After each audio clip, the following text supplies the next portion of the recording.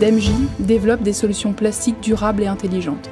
En effet, dans un monde en perpétuel mouvement, où l'exigence d'innovation, d'agilité et de traçabilité s'impose, nous sommes convaincus que les plastiques et composites durables, conçus et produits de façon responsable, sont une réponse aux défis sociétaux et environnementaux de notre époque.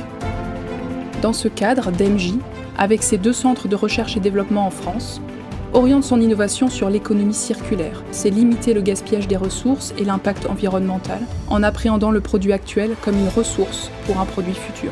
À titre d'exemple, nous avons développé un procédé de fabrication qui permet de réutiliser des chaussures usagées dans la fabrication de nouvelles chaussures. Les chaussures usagées sont collectées, elles sont sales et contiennent beaucoup de matériaux différents, pas uniquement du plastique, mais également de la colle, du carton, de l'acier, de l'aluminium. Elles sont désassemblées pour séparer les différentes familles de matériaux. Les crampons se composent d'une tige aluminium A enrobée d'un polymère B. La semelle collée est constituée d'un polymère rigide C et d'un cerf acier D. La tige en textile souple E et son vernis. Les matériaux métalliques sont séparés et les matières polymères sont broyées pour obtenir les nouvelles matières entrantes du futur produit.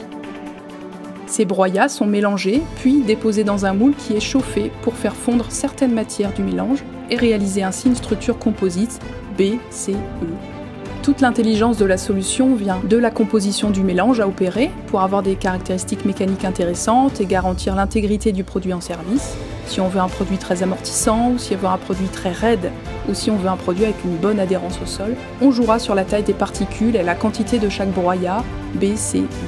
Mais l'intelligence de la solution vient également du procédé de transformation, car il faut garder à l'esprit que le recyclage des matières, c'est-à-dire la réutilisation des matières contenues dans une chaussure usagée, ne doit pas se faire au détriment d'une consommation d'énergie plus importante que le procédé traditionnel initial, ni d'un besoin plus important de main-d'œuvre. L'objectif est de produire en France. Et voici la chaussure Made in France, fabriquée à partir de chaussures usagées.